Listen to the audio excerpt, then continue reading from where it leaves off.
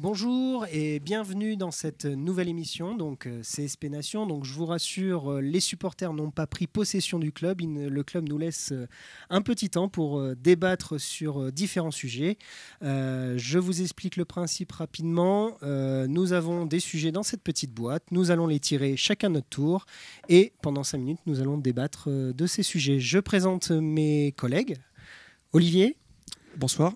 Donc Olivier qui est également Bada sur CSP Live, le forum. Donc Stéphane. Bonsoir Stéphane. Tu as un compte Twitter, tu as quelque chose Stéphane LM9. D'accord. Laurent, à ma droite. Oui, bonjour, Laurent. J'ai un compte Twitter, mais je mets pas grand-chose dessus. Donc, c'est pas la peine. Non, pas trop d'intérêt. Et donc le dernier, Karim. Bonsoir, et Karim Djellali sur Twitter ou Sergent Hartmann.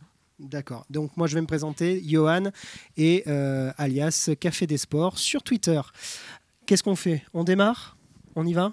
Qui commence? Qui tire au sort? Le plus jeune? Le plus jeune, c'est toi. Allez, vas-y.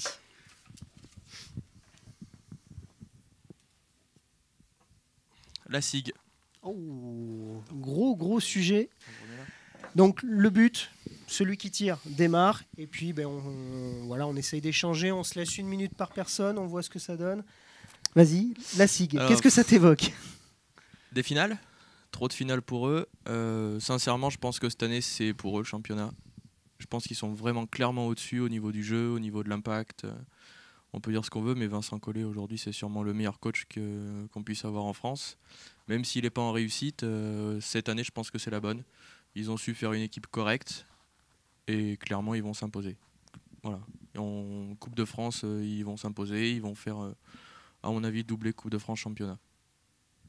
On fait dans le sens des aiguilles d'une montre, Laurent, à toi? Je le suis un petit peu dans son commentaire. Après, je ne suis pas un pro-collé, mais comme la plupart des Limougeaux, mais c'est vrai que cette année, il a quand même construit une très très belle équipe, complète, avec des postes qui sont doublés. Non, je les ai vus jouer plusieurs fois et je pense qu'ils seront pas loin du titre. Ouais. Enfin, ouais, cette année, oui. D'accord. Moi, je vais donner mon avis, comme ça on va faire dans ce sens-là. Et puis Olivier, tu concluras sur Strasbourg. Moi, je vais être honnête, j'y crois pas du tout parce que j'ai trop vu de finales de cette équipe perdue. Clairement. Certes, ils ont une très très belle équipe. Ils ont récupéré quand même les 2 meilleurs meneurs de la saison passée. Donc de tête, c'est Dibost et Zach Wright. C'est des bombes, on est d'accord. Ensuite, Labéry est une bonne pioche. Bilan aussi est une très très bonne pioche. Après, voilà, si je dois miser quelque chose sur cette équipe en fin de saison, je suis pas sûr que je miserai sur la SIG. Et puis voilà, on aime trop les voir perdre en plus, donc voilà. En Coupe de France peut-être. Ouais, mais on s'en fout de la Coupe de France, ça compte. Ils sont en finale. Quelle équipe pour toi peut les inquiéter aujourd'hui? Je dirais que c'est peut-être la saison de Monaco.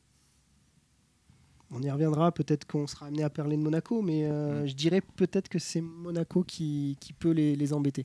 Mais je sais pas pourquoi, j'ai pas un bon karma avec cette équipe de Strasbourg. Alors moi, je suis plutôt d'accord avec toi. Effectivement, je trouve qu'ils ont une très belle équipe. Sur le papier, c'est sympa, mais voilà, Collet a beau être certainement le meilleur entraîneur en France actuellement. En tant que coach, je ne suis pas convaincu qu'il gère très très bien la pression et je pense que Monaco peut les inquiéter. Donc moi, je pars plutôt sur ton principe. Je pense qu'ils seront encore en finale. Il y a de fortes chances, mais je pense que Monaco a aussi de fortes chances. Voilà, à moins que Limoges soit en finale, et dans ce cas-là, la question ne se pose même pas. Non, mais on sera en finale. Donc si on est en finale, vous êtes d'accord les gars? On prend le titre tout de suite, là on arrête la saison. Strasbourg, d'accord. Donc on est d'accord. Donc Strasbourg ne sera pas champion. J'ai oublié de préciser, on est forcément objectif dans cette émission, puisqu'on est des supporters. Bien évidemment. Tous des supporters. Olivier, pour conclure sur Strasbourg. Alors moi je suis pas du tout fan de Collet, je suis pas du tout convaincu que ce soit le meilleur coach évolué en France et même français. Maintenant ça fait un petit moment que je pense que Strasbourg a la meilleure équipe et que à mon avis ils vont aller au bout. Je vois pas Monaco aller au bout. Voilà, je pense qu'ils sont au-dessus. Voilà, Après, ça va forcément se jouer sur pas grand-chose, sur des matchs qui seront forcément très accrochés. Je vois pas une équipe s'envoler pendant les playoffs. Ça va être très serré, mais je vois bien la SIG aller au bout, malgré Collet et malgré le fait que je ne l'aime pas du tout. Mais alors, ça change rien. Je vais rebondir sur ce que tu dis. Je suis d'accord, on est tous d'accord pour dire que Strasbourg, c'est une grosse armada, parce que le recrutement... C'est la plus grosse équipe sur le papier, c'est la plus grosse armada. Monaco est costaud quand même, sur le papier aussi. Mais, et moi, ce qui me laisse ce petit goût d'inachevé, c'est la saison dernière avec justement le duo. Pour moi, c'est une erreur de les recruter. C'est-à-dire que c'est une erreur. Dans le sens où c'est deux très bons joueurs, ils ont dominé le championnat. La phase régulière l'année dernière, dès que sont arrivés les playoffs, Dibost et Zach Wright, on les a plus vus avec Monaco. Et ça c'est un risque quand on s'appelle Vincent Collet et qu'on a eu ce pourcentage de défaites dans les playoffs ou en finale. Je ne sais pas si je me le serais... voilà. C'est peut-être ce petit bémol que j'aurais. C'est là où peut-être Collet, avec son côté psychorigide, va peut-être pouvoir justement les canaliser un peu plus. Où, à mon avis, ils étaient peut-être un peu trop folés l'année dernière. Maintenant, on est tous d'accord que Strasbourg, Monaco, alors parlons de Limoges, on ne joue pas dans la même catégorie très clairement, et ça, c'est vraiment les deux équipes qui sont très au-dessus. Le Mans peut éventuellement leur disputer sur un coup, mais sur une finale en 5, je crois que c'est ça, c'est réglé. Enfin, ouais, à mon avis, c'est réglé. Et je vois bien la SIG aller au bout pour cette année. Pour une fois. Quelqu'un veut rajouter quelque chose sur Strasbourg ? Non, je pense qu'on a fait le tour, ça suffit. Ouais. On a assez parlé de Collet, je pense. Voilà. Clap. On peut dire clap. Ouais. On y va ? Tour. Allez, ton tour.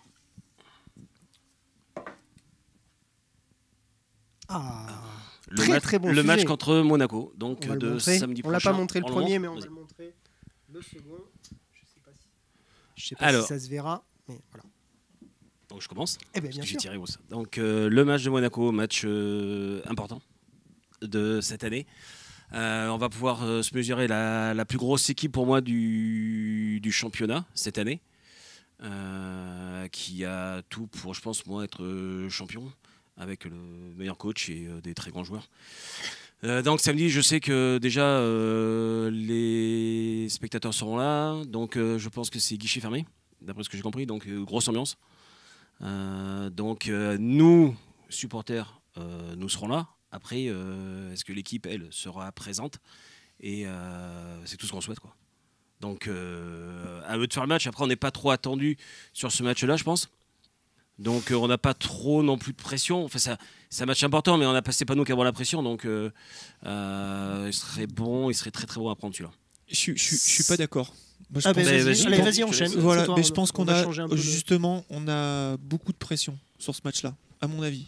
Et mine de rien, ce match, il peut nous faire sortir des 8.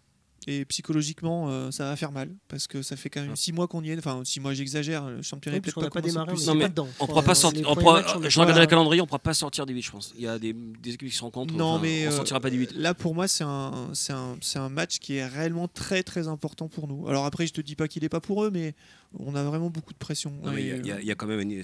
Et comment tu... Excuse-moi. Non, mais enfin, Monaco, vous avez joué plusieurs fois, c'est quand même... 10 niveaux au-dessus de notre équipe actuellement. Je suis complètement d'accord. Si on fait le même début du match que qu'on a fait contre Cholet, il n'y aura pas de match. Enfin, on a la pression, mais on n'est pas favori. Moi, je suis totalement d'accord avec toi. Je vais laisser finir Olivier pour qu'il finisse. Moi, la question que j'ai à te poser, c'est comment tu vois le match au-delà de l'enjeu, le match tactique, technique, enfin voilà, sur quoi on peut se baser ? Sur rien. Ben non, mais en fait voilà quoi. Je sais pas. J'aurais envie de croire qu'on peut développer le jeu qu'on faisait au mois de décembre. J'ai envie d'y croire. Enfin, je le dis tout le temps. Que cette équipe, je ne comprends pas et je ne conçois pas qu'elle soit aujourd'hui là où elle en est. Après avoir montré avec les mêmes joueurs, le même coach, ce qu'elle a montré pendant 3 mois. Donc oui, on peut si on envisage le match comme ça, Monaco, on les accroche. On peut peut-être même les battre et la magie de Beaublanc pourra faire la différence. Maintenant, ça fait 3 mois qu'on ne met plus un pied devant l'autre. Donc, je suis d'un naturel optimisme. J'y crois. Mais pour moi, c'est pas réaliste de penser qu'on peut gagner. Mais n'empêche qu'on a quand même... Pour moi, c'est un match à pression. Karim ? Moi je suis d'accord pour dire que c'est plutôt le match charnière. Soit il nous fait basculer dans le mauvais côté, on sort des 8, et à ce moment, enfin, on sort pas tout de suite des 8, mais ça va faire que ce match-là, si vraiment on le perd en plus à domicile, eh ben on va sortir, et pour moi c'est clairement la dégringolade, parce que je crois que derrière on enchaîne à Gravelines, et gagner là-bas c'est pas facile, sachant le match aller ici en plus, où ils nous avaient un peu dominé, puis on a réussi à sortir. Et ils sont bien là. Et en plus ils sont très bien, ils sont sur une bonne dynamique. C'est surtout que je pense que l'équipe doit surtout revenir vers son public. Aujourd'hui, on a l'impression que, public ou pas public, ils font leur match et puis ils rentrent au vestiaire, ils prennent leur douche, ils vont boire un coup au village et puis régler, terminé, quoi. Maintenant, aujourd'hui, c'est à eux de se sortir un peu les doigts et de montrer qu'ils, s'ils ont le maillot de Limoges, c'est pas pour rien et qu'ils le méritent. Voilà. Ce week-end, je serai pas là, malheureusement. Ah mince. Mais ouais, dommage. Mais je pense que le public va faire ce qu'il faut pour leur montrer qu'ils sont pas ici pour rien, ils sont pas à Limoges pour rien. Et que Monaco, on les a un peu accrochés au match aller quand même si après ils ont clairement déroulé. Et bien si on les a accrochés au match aller, pourquoi pas continuer. Puis même si on perd d'un point, ça sera une défaite certes, mais sûrement une défaite encourageante. Alors je sais pas s'il y a des défaites encourageantes ou pas. Faut demander à l'équipe de France de rugby. Je vais donner mon avis, puis tu clôtureras, Stéphane. Je suis un peu d'accord avec vous en disant que c'est le match charnière, c'est le match test, parce que si on ne fait pas un résultat contre une équipe comme Monaco, ça sera quand même difficile d'envisager autre chose que quart de finale en play-off, parce que les play-offs, il faut savoir sublimer, il faut savoir des fois battre meilleur que soi. Après, clairement, bon, je vous cache pas, on s'est vu un petit peu avant, on a discuté, on a échangé, et on est tous d'accord pour dire que si on rentre les shoots, on va peut-être espérer. Je pense que le facteur X, alors je n'ai pas trop suivi, je ne sais pas trop où il en est, mais vous allez peut-être me répondre. William Howard, il sera là ? Pas là. Mais on ne sait pas trop. Parce que sur le principe, il y avait 15 jours. Il y avait 15 jours. Pas trop d'infos, pas trop de news qui. Ouais. Il y avait 15 jours, donc c'était 10 jours, c'était 11 jours, donc voilà. Donc si William Howard est là, je dis pourquoi pas, parce que lui, il n'a pas connu les derniers matchs, il peut repartir voilà, sur un bon état d'esprit, je sais pas. Mais en tout cas, ce qui sera déterminant pour moi, c'est les shoots. Et après, Monaco, clairement, c'est une équipe qui, on est d'accord, est au-dessus, mais qui aime jouer avec le feu. C'est une équipe qui souvent, on a l'impression que c'est le prédateur avec sa proie, qui joue un peu avec en première mi-temps, et puis qui, bon, voilà, quand il l'a décidé, allez, tac, on t'achève, on t'abat, c'est ce qui s'était passé au match aller. Je pense que si on les agresse physiquement et qu'on monte les chercher haut, les mettre sous pression, parce que vraiment, clairement, ils aiment pas ça, c'est un peu une équipe comme Strasbourg, ça aime bien jouer à la baballe, faire circuler la baballe, et quand ils ont de l'espace, ils en profitent. Je pense que si vraiment on leur rentre dedans, sur des prises à deux parfois en les faisant sortir et les laissant loin de l'intérieur pour éviter de donner les ballons à leur pivot là, Kikanovic, qui va faire mal encore, je pense. Et justement, moi je pense que peut-être ça va être intéressant, c'est le duel Samuels-Kikanovic. Voir comment ça peut se comporter, parce que c'est deux styles de jeu un petit peu différents quand même. Oui. Entre un bulldozer et un joueur avec des mains relativement intéressantes qui peut s'écarter. On va donner la parole à Stéphane parce que c'est lui qui devait conclure. Donc, alors moi je suis plutôt d'un naturel optimiste, donc je me dis qu'effectivement on peut peut-être faire quelque chose samedi. Effectivement, comme tu disais, si on met les shoots. Par contre, clairement aujourd'hui on joue pas dans la même cour que Monaco, donc alors moi vous parlez d'un match charnière, le problème c'est qu'à Limoges tous les matchs on les annonce comme match charnière. Le match contre Cholet, on s'était dit si on le gagne pas c'est la dégringolade, donc on a fini par le gagner. Le match à Pau, on s'est dit celui-là c'est le match à pression, c'est le match qui peut nous faire revenir. On l'a perdu, donc voilà, après est-ce que c'est réellement le match charnière? Moi j'en suis pas convaincu, parce que sincèrement si on perd contre Monaco, tout dépendra de la manière, bien évidemment, mais je ne suis pas convaincu qu'une défaite, par exemple, d'1 ou 2 points contre Monaco avec une belle prestation, ça nous fasse basculer du mauvais côté. Derrière, il y aura encore des matchs à gagner, donc voilà. Je pense qu'ils en sont capables, mais encore une fois, il va falloir mettre les shoots. Et moi, je pense que Samuels peut largement contenir Kikanovic. Justement, on n'aurait pas Samuels, ça serait différent, mais là, je pense qu'il peut largement le contenir, à mon avis. Est-ce que quelqu'un veut conclure? Parce que quand même, c'est le match du week-end, on va rester un tout petit peu plus longtemps. Enfin, on va pas non plus trop déborder, mais... Non, je pense simplement que c'est un match à prendre, et c'est le premier match depuis longtemps où on n'a pas la pression. Enfin, pour moi, voilà. Olivier est vraiment pas d'accord. Moi, je pense que Cholet, on avait plus la pression contre Cholet. D'ailleurs, on l'a vu au début du match. Ça s'est senti. Je pensais qu'on allait enchaîner après avec Apo, mais bon, ça s'est pas réalisé malheureusement. Celui-là, non, c'est un match à prendre tout simplement. Voilà. Ouais, parce que ça dépend pas de la suite, je pense, de la saison. Parce que tout à l'heure, on disait que les joueurs ils faisaient leur petit match tranquille, enfin, qu'ils ne se souciaient pas du public. Je ne suis pas forcément d'accord, parce que le match contre Cholet nous a montré qu'ils ont fait un début de match catastrophique.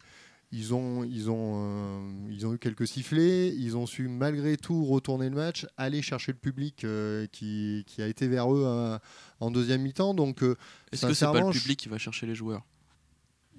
Franchement, quand les gens se mettent à siffler, je suis pas convaincu que le public aille chercher les joueurs. On va avoir ce débat entre. Je suis pas un pro du sifflet, mais l'effet du public. Non, mais ce que je veux dire, c'est que je pense pas que ce soit le public qui aille chercher les joueurs, puisque, moi, je pense que des sifflets, ça fait pas avancer les choses. Donc, je pense que les joueurs ont su aller chercher le public en montrant sur le terrain qu'ils avaient envie de revenir à 29-9 à la fin du premier quart-temps. Je pense que on aurait été à l'extérieur, je pense qu'on en prenait 30 ou 40, c'était pas la peine.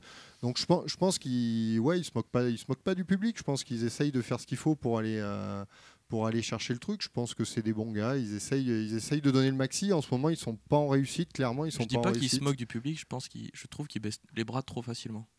À l'extérieur.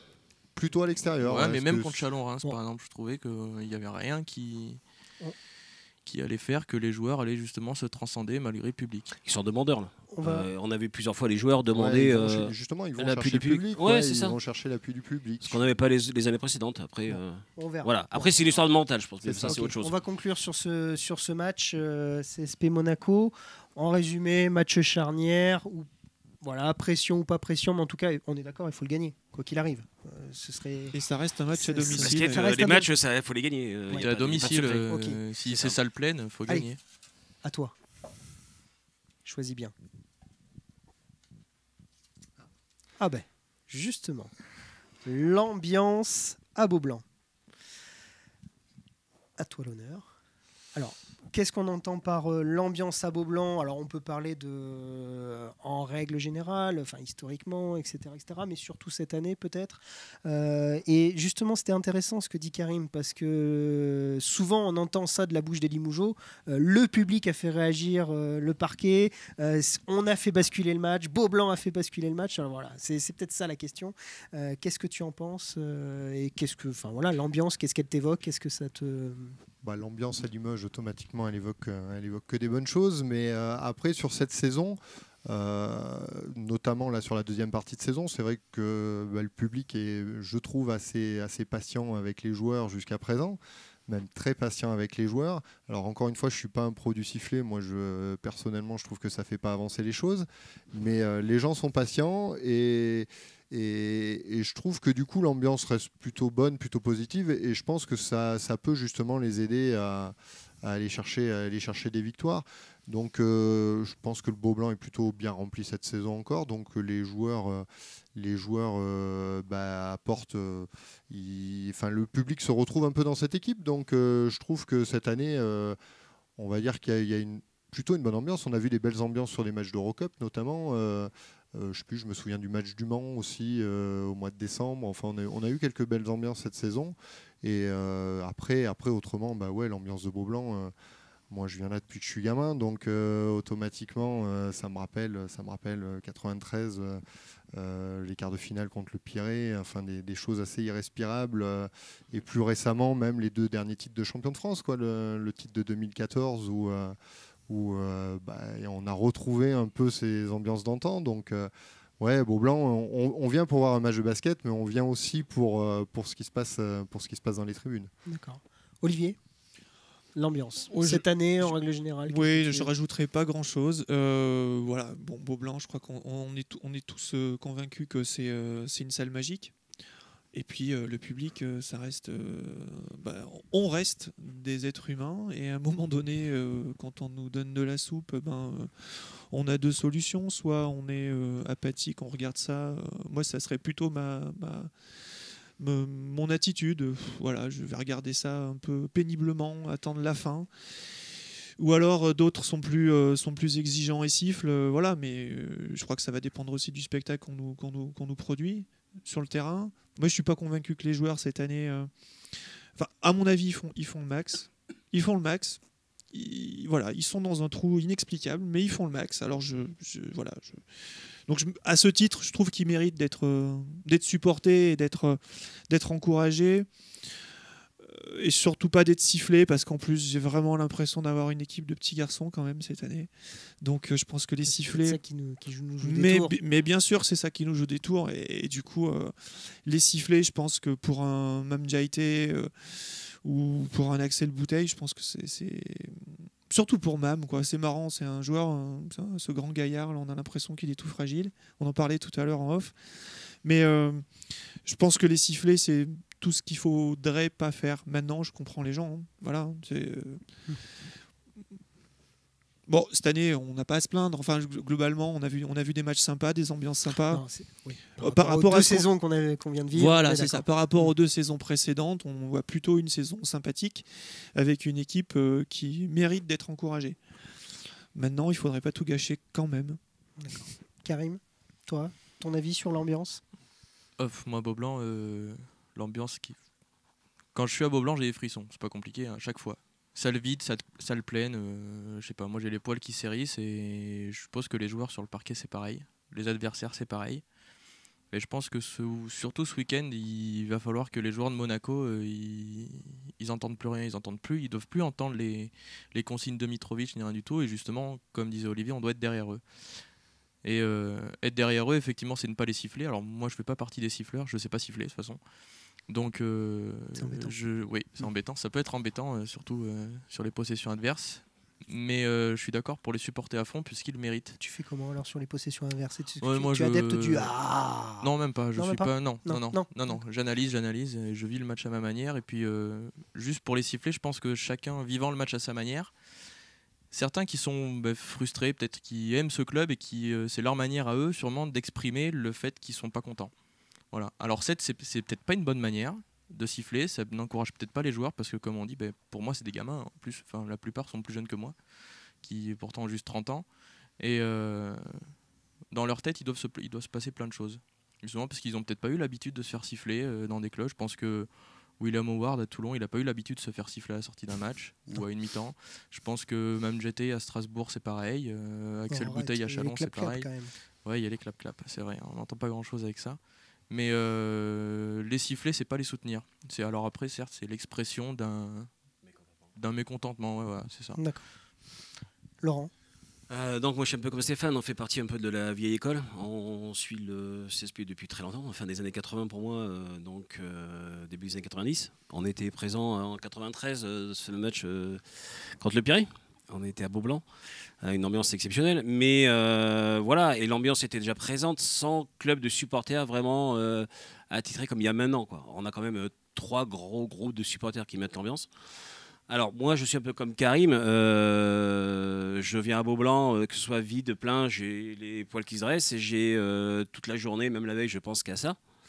Bref, on est un peu tous comme ça si on est supporter de Limoges CSP. Voilà, il faut continuer d'encourager l'équipe dans les bons, dans les mauvais moments. C'est pas simple, le début de saison a été très bon. Moi non plus, je ne suis pas du tout un adepte du sifflet. Les gens qui sont autour de moi dans les tribunes vous le diront. Ça ne sert pas à grand chose. Nous, on a tous fait du sport. Se faire siffler, c'est jamais très bon. Sur le mental, déjà, qu'on est très fragile, ça ne va pas arranger les choses. Je pense qu'il faut encourager cette équipe. Ils sont jeunes. Du talent, ils en ont. Ils en ont plein les mains, on l'a vu. Voilà, après. On parle de l'ambiance de Beaublanc, donc on va y revenir. Et pour moi, elle est exceptionnelle. On a la chance avec Stéphane de pouvoir un peu aller voir Limoges à l'extérieur, que ce soit en Europe ou que ce soit en France. Rien ne vaut l'ambiance de Beaublanc, c'est magique, c'est extraordinaire. Pas même la Turquie? La Turquie, la Grèce, le Pana, l'Olympiakos, oui, mais en France, on l'a pas fait. On attendait le Euroleague avec Limoges, mais bon, je pense que c'est un autre niveau. Hein, c'est un autre niveau, mais pour la France, c'est exceptionnel. On a été à Berlin cette saison, oui. Dans une salle qui est magnifique, Mais il n'y a aucune ambiance. Bonjour tristesse. Et d'ailleurs, on était hier soir, à 10, on faisait plus de bruit à 10 que les 6000 ou 7000 C'est ça, c'était vous donc. C'était vous, avez été filmé plusieurs fois. Ça s'est vu au Partisan, la salle était vide. La salle du Partisan était archi vide. Des salles magnifiques, mais sans ambiance. C'est unique. C'est pour ça que je ne suis pas non plus un adepte de déménager de Beaublanc. Après, voilà. D'accord. Je vais conclure sur ce. Je pense qu'on se rejoint tous pour dire qu'on est archi fan de Beaublanc. Moi, personnellement, je vais vous dire, je vais être honnête, je suis quelqu'un de relativement posé dans la vie. Quand j'arrive à Beaublanc, j'ai cette faculté à devenir débile mental. Je le dis, je hurle, je gueule. Je confirme. Je suis un peu limite des fois avec les arbitres. J'ai tendance à les appeler d'une région de fin fond du sud-ouest très vite. Et je pense qu'on est un peu tous comme ça et c'est ce qui fait la spécificité de Beaublanc. Après les sifflets, tu l'as très bien dit. C'est souvent de la frustration. C'est des gens qui en veulent plus, qui aiment ce club, mais qui aimeraient que on soit avec les lustres d'antan, ne serait-ce qu'il y a de 2015. Après cette année, personnellement, moi j'ai vécu des moments assez impressionnants. Je me souviens de ce duo de matchs au mois de décembre, avant les fêtes, ou entre les fêtes. Donc c'était, aidez-moi en Eurocup, c'était contre Vilnius. Et puis donc la JL-Bourg. Et la JL-Bourg, honnêtement, moi j'avais amené un copain parisien, c'était son 3e match à Beaublanc, et à chaque fois, il me dit quand est-ce que tu m'amènes à Beaublanc, quand est-ce que tu m'amènes à Beaublanc. Et là, il est sorti du match, il m'a dit mais c'est hallucinant. C'est dingo. Ouais. C'est irrationnel. C'est irrationnel. Vous êtes des malades mentaux. Il me dit vous jouez la JL-Bourg. Et il me dit, mais j'avais l'impression que c'était un match d'Euroleague. Surtout quand tu vois, c'est bête parce que nous on commence à se placer un peu dans cette moyenne-là, mais quand tu vois la moyenne d'âge à Beaublanc, je veux dire, on n'est pas. On voit les salles en Turquie ou en Grèce, on a l'impression qu'il y a vachement de jeunes.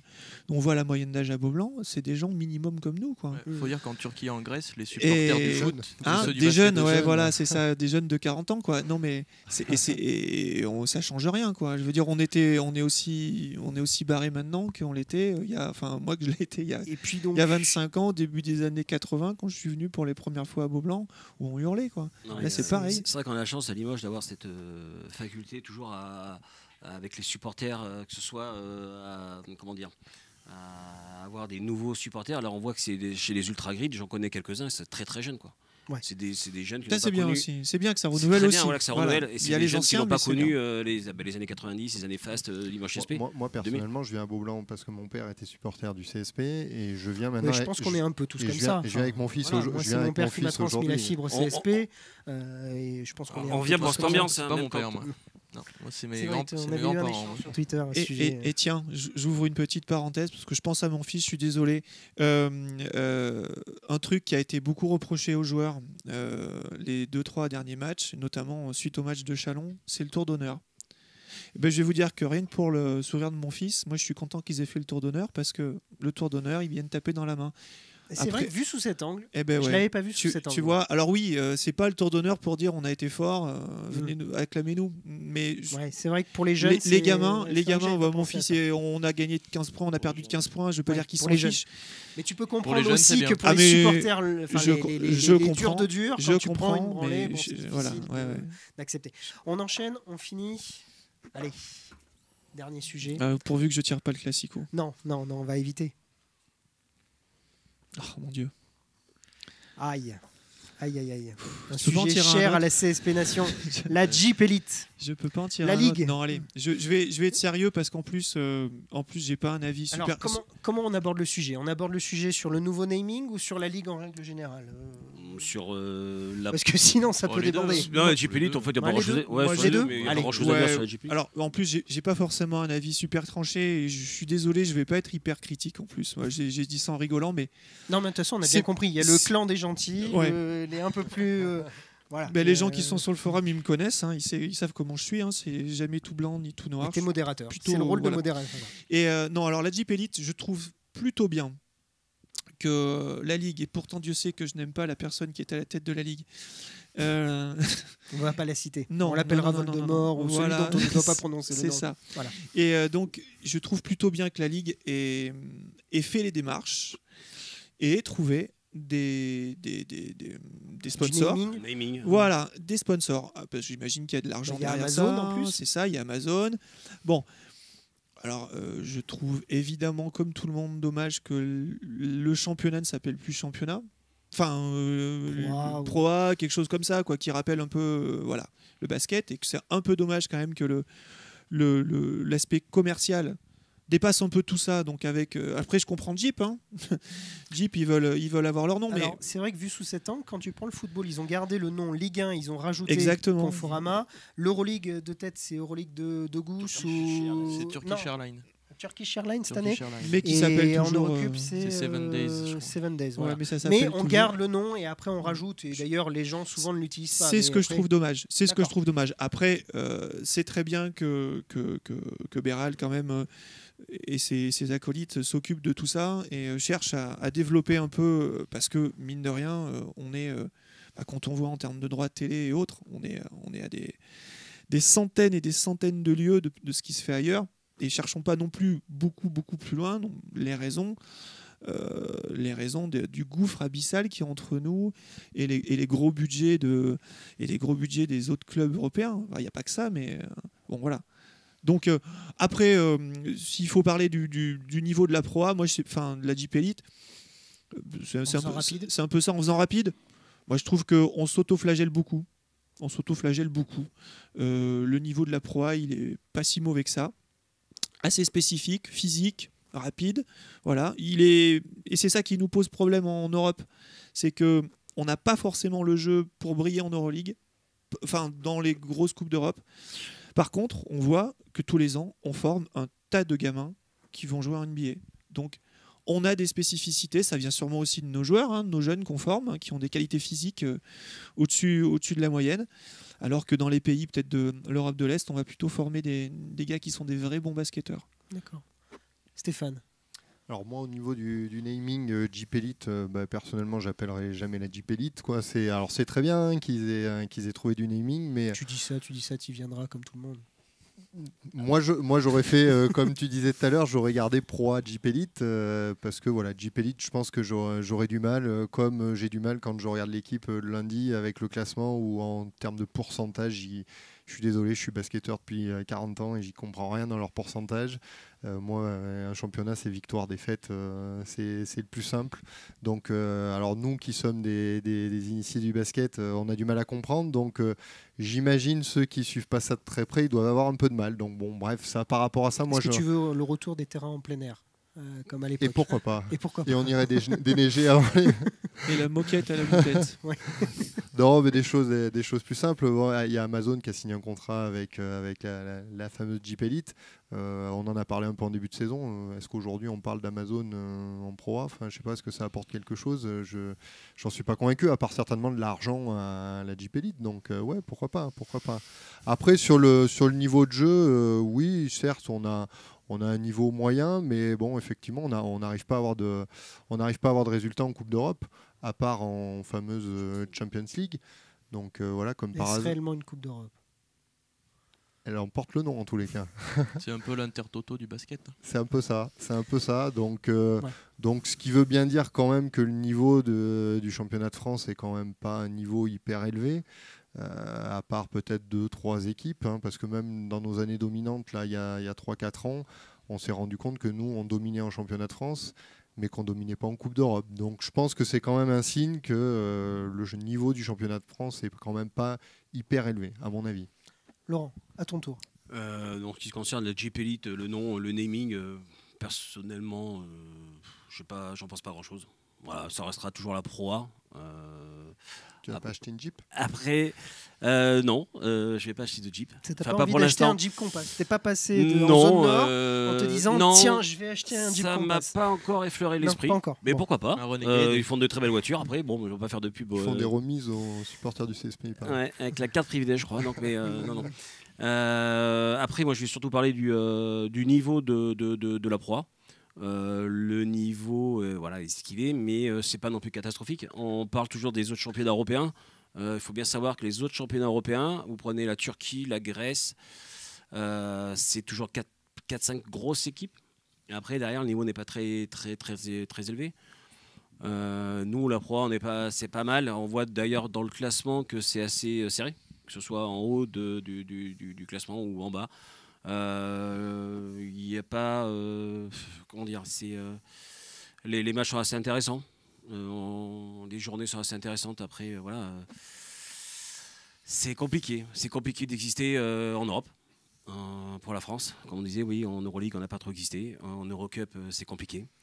On aurait pu s'en sortir, nous, cette année.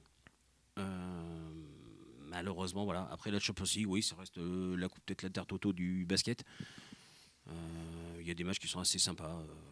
Voilà. Mais il faut que la France continue à envoyer des clubs en Coupe d'Europe et tirer le basket français vers le haut. Coupe d'Europe, Eurocup, Euroleague. Euroleague, il faudrait un club l'année prochaine en Euroleague. Alors j'espère que ça va se faire. Comme je disais, il faut tirer le basket français vers le haut. Et il n'y a que comme ça qu'on va y arriver. Karim ? Alors, je vais peut-être pas me faire des copains, mais moi je trouve que pour une fois, Alain Béral a pas si mal fait. La Jeep Elite, comme il appelle si bien, le naming, la seule chose que je regrette, c'est juste que ce soit pas une entreprise française. Je trouve ça un peu dommage, maintenant à laquelle je pense qu'il y a assez de multinationales qui auraient pu donner le nom, le naming pour la Pro A, qui pour moi aussi restera la Pro A, un peu comme tout le monde. L'initiative est bonne parce que ça va permettre justement d'amener un peu des finances et de tirer sûrement le championnat vers le haut. Il faut pas oublier que la Pro A, la Jeep Elite, c'est un championnat de passage. Beaucoup de joueurs viennent pour se relancer aussi. On le voit avec Samuels, par exemple, on en parlait tout à l'heure en off. On a eu le cas d'Adrien Moerman, Léo Westermann et d'autres qui sont passés dans d'autres équipes aussi. Et si ça peut permettre un peu à des joueurs comme ça de s'installer, de permettre au championnat de France de s'affirmer un peu plus sur la scène européenne, bah, moi je suis pour. Maintenant, faut vraiment voir sur le long terme. Aujourd'hui, c'est beaucoup trop jeune. Je crois c'est un naming de 3 ans, non ? Il me semble. Donc on verra dans 3 ans. On fera le bilan, je pense, dans 3 ans. Aujourd'hui, c'est beaucoup trop jeune puisque ça s'est fait au mois de mars, début mars. Moi, je vais conclure. Pour le coup, je rejoins un peu Karim en disant que ouais, Jeep Elite, c'est bien amené. Bon, oui, on pourrait dire en étant franchouillard, ça aurait été bien que ce soit une entreprise française, mais en tout cas, bon, Jeep, c'est quand même un grand groupe. Mais j'ai quand même ce petit goût amer avec la Ligue en me disant pourquoi on fait ça en milieu de saison. Voilà. J'ai l'impression qu'à chaque fois avec la Ligue, on se précipite. On annonce le site de la Ligue qui n'a été fait, pas refait, etc. etc. Il ne devait pas lancer une appli aussi. Enfin, il y avait plein de choses. Et puis au final, elle ne marche pas. Donc j'ai l'impression qu'avec la Ligue, on se dit, je sais pas, ils doivent se retrouver comme nous, là, à l'apéro. Et puis ils se disent, tiens, Gérard, qu'est-ce qu'on fait ? Allez, t'as quoi comme voiture ? Toi, t'as une Jeep ? Allez, on y va. Non, mais enfin, voilà. J'ai ce sentiment-là avec la Ligue et je trouve dommage de l'avoir fait en cours de saison. Ne serait-ce par respect pour les clubs, parce que tous les visuels, enfin moi je pense à certains dans les clubs, ils ont dû s'arracher les cheveux parce que tous les visuels, les billets, tout, il a fallu tout changer, les maillots, voilà. Au demeurant, je ne vais pas plaindre les clubs, mais c'est vrai que je trouve ça dommage de ne pas avoir attendu juin. Ok, on l'annonce, ok, Jeep Elite, à partir de l'année prochaine, comme ça a été fait en foot, comme ça a été fait au hand, parce que au hand, c'est quand même Lidl, hein, on a quand même de la chance au niveau de nom. Voilà. On aurait pu s'appeler Cochono Elite. Ça aurait pu être Domino. Bon, nous, on avait milité, certains sur Twitter avaient milité pour une marque de bière, mais bon, la loi E20 est passée par là, donc c'était pas possible. Mais voilà. Voilà, j'ai ce petit goût amer avec la Ligue en me disant, voilà, tout, on fait vite quelque chose et puis voilà. Après sur le niveau de la Pro A, Jeep Elite, je vais pas aller voilà, on est d'accord tous ensemble, c'est un championnat qui est à part, je pense, d'un point de vue athlétique, qui a du mal à s'exporter. Je pense, du fait de ce côté athlétique et peut-être un peu moins tactique certaines fois, certains championnats. Donc voilà, on est d'accord, il faut un club en Euroleague, il faut des clubs en Eurocup pour que ce soit moteur, il faut des moteurs. Comme en foot, le PSG, on a beau les critiquer, malgré tout, voilà, ça tire légèrement vers le haut, ça a donné à d'autres investisseurs de venir. Pourquoi pas en France et dans cette nouvelle Jeep Elite. Donc, mais est-ce que ça serait pas... Voilà. Le naming de la Ligue permettrait pas aussi derrière un naming des clubs. On le voit beaucoup à l'étranger. Fenerbahçe Ulker, Anadolu Efes, fait des choses comme ça. Est-ce que ça permettrait pas CSP, un autre sujet, c'est un autre sujet, mais est-ce que ils auraient pas tendance à dire on a renommé la Ligue financièrement? Non, pour l'instant dans les autres sports ça l'a pas fait, donc ouais. Je vois où tu vas en venir. Messieurs, on a énormément débordé par rapport à ce qui était prévu. On n'a pas trop réussi à se tenir, mais bon, je pense que c'était intéressant. En tout cas, moi, je vous remercie de votre présence, Karim, Laurent, Stéphane, Olivier. J'espère que vous avez apprécié cette émission. Donc, CSP Nation, qui est une émission conçue par les fans, pour les fans. Et si vous souhaitez participer à la prochaine émission, vous n'hésitez pas à contacter Thierry sur l'appli, pas l'appli, pardon, mais sur Facebook ou Twitter. N'hésitez pas. Pour les Béarnais, il existe 3615 code CSP. Ça existe, hein, parce que eux, ils n'ont pas encore Internet là-bas. S'ils veulent participer. Et puis, c'était ça la vanne que tu préparais. Oui, c'était ça la vanne. Je ne peux pas m'empêcher. On peut pas dire pour qui c'est, non.